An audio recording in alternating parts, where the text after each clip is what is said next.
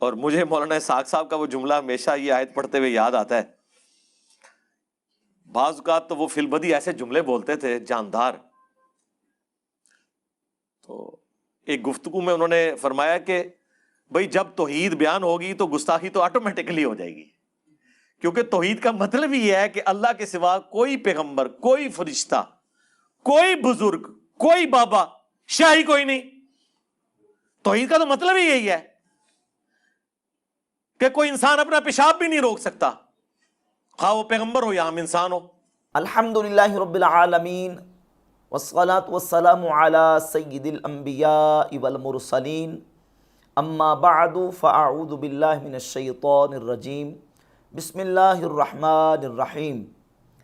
مرزا جہلمی نے انبیاء کرام علیہم الصلاۃ و تسلیمات کی شان میں بے ادبی اور گستاخی کرتے ہوئے توحید کے حوالے سے ایک بیان دیا، اور یہاں تک کہہ دیا کہ توحید جب بیان ہوگی تو انبیاء کی گستاخی تو آٹومیٹکلی ہو جائے گی، اور توحید کا مطلب ہی یہ ہے کہ نبی تو اپنا پیشاب بھی نہیں روک سکتے.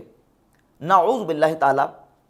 توحید بیان کرنے کا یہ طریقہ کہ جس میں نبیوں کی گستاخی اور بے ادبی اور ان کی توہین ہو، نہ تو یہ رحمانی طریقہ ہے، نہ قرآنی طریقہ ہے، اور نہ ہی اسلام کے اندر اس طرح کی توحید بیان کرنے کی اجازت ہے.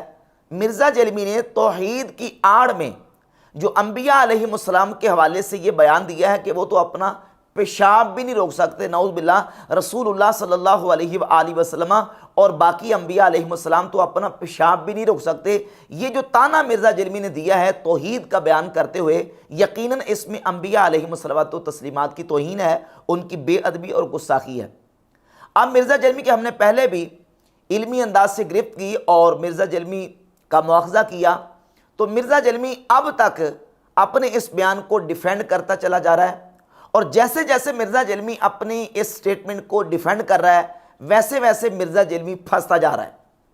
وہ اس لیے کہ مرزا جہلمی کے سابقہ پرانے بیانات اور نئی ویڈیوز، اگر ان تمام ویڈیوز کو اور بیانات کو جمع کیا جائے تو مرزا جہلمی کے اپنی ویڈیوز اور بیانات سے 4 پوائنٹ جو خود مرزا جہلمی نے اپنی زبان سے بیان کیے ہیں وہ ہمیں نظر آتے ہیں. نمبر 1، مرزا جہلمی نے خود یہ بیان دیا ہے کہ جب توحید بیان کی جائے تو توحید بیان کرتے وقت نبیوں کی توہین اور گستاخی کا پہلو نہیں نکلنا چاہیے.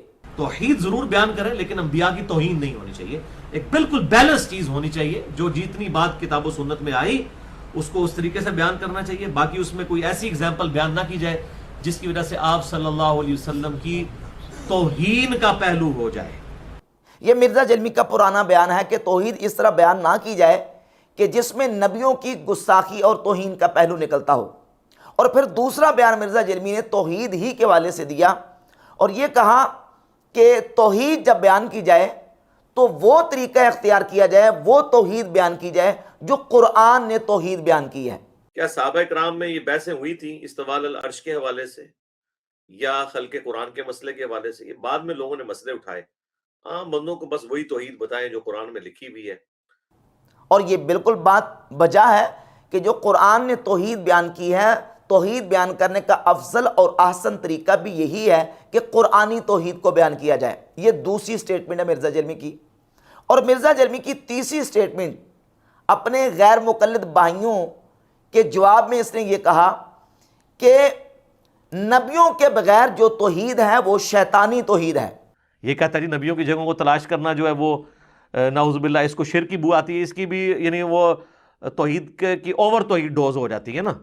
تو یہ توحید یہ والی تو نہیں ہے نا، نبیوں کے بغیر جو توحید ہے نا وہ شیطانی توحید ہے.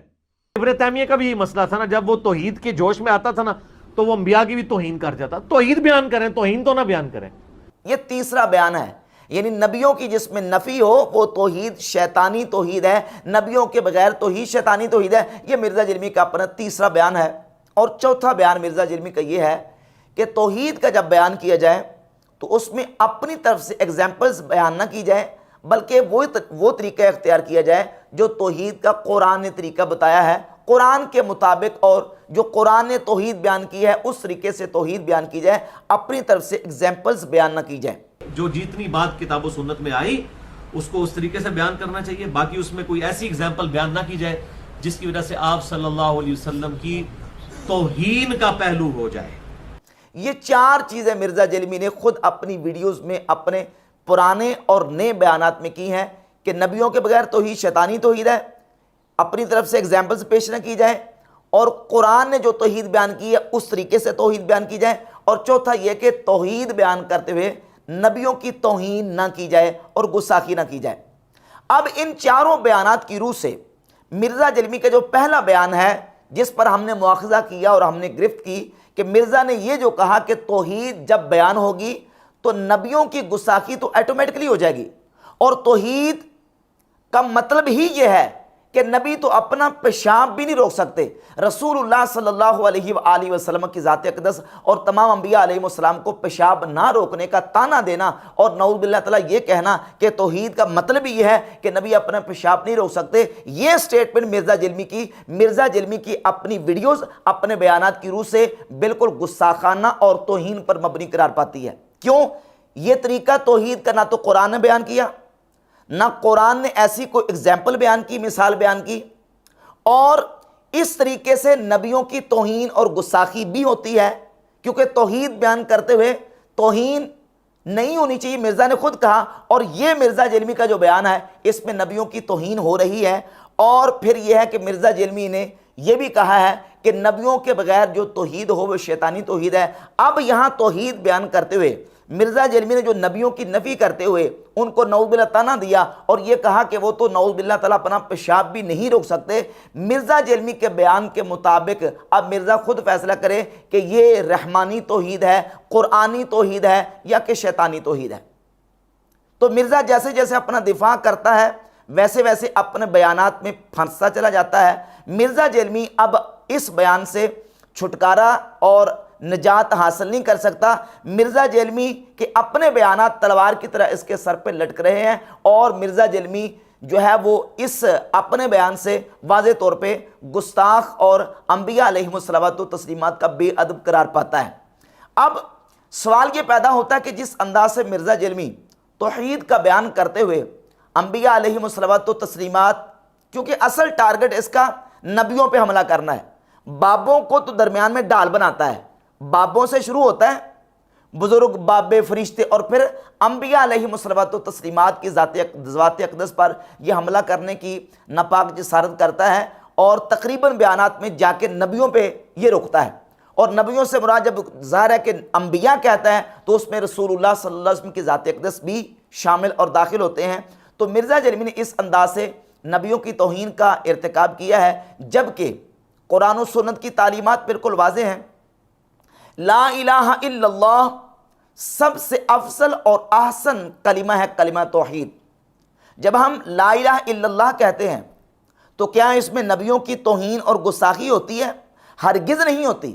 مرزا یہ کہہ رہا ہے کہ جب توحید بیان ہوگی تو نبیوں کی گستاخی تو آٹومیٹکلی ہو جائے گی۔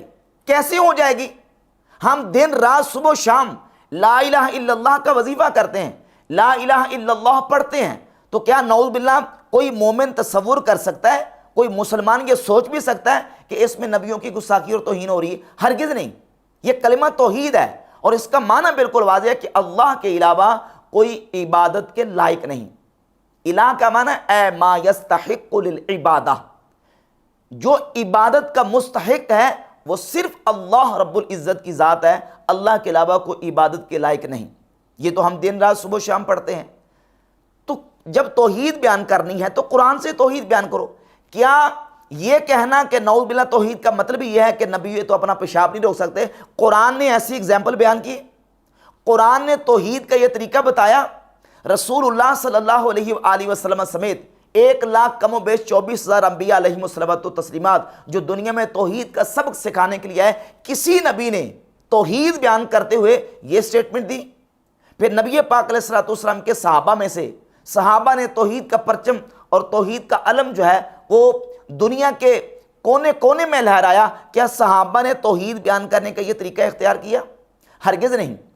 تابعین، اتباع تابعین، ائمہ مجتہدین، امت کے علماء، صلحاء، محدثین اور علماء امت کے بڑے بڑے جنہوں نے لاکھوں لوگوں کو کلمہ اسلام پڑھا کے توحید سے جو روشناس کروایا، اور جن کو انہوں نے موحد بنا دیا اور اللہ کی توحید کا ماننے والا بنا دیا، کسی امت کے ولی نے، کسی امت کے عالم نے توحید بیان کرنے کا یہ طریقہ اختیار کیا جو 15ویں صدی میں مرزا جیلمی نے اختیار کیا؟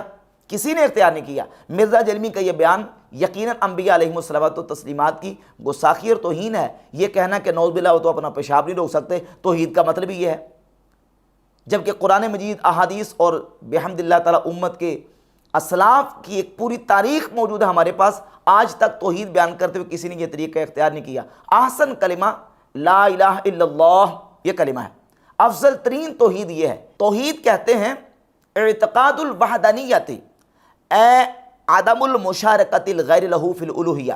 توحید کس کو کہتے ہیں؟ توحید کا مطلب اور معنی یہ ہے اعتقاد الوحدانیت، اللہ رب العزت کی وحدانیت کا اعتقاد، اس کی یکتائی اور تنہائی کا اعتقاد، یہ عقیدہ رکھنا کہ وہ وحدہ لا شریک ہے، اپنی ذات میں، اپنی صفات میں، عبادت میں وہ وحدہ لا شریک ہے، اس کا کوئی شریک نہیں۔ عدم المشارکت الغیر لہ فی الالوہیہ، اس کی الوہیت میں اس کا کسی کو شریک نہ ٹھہرانا، یہ توحید ہے۔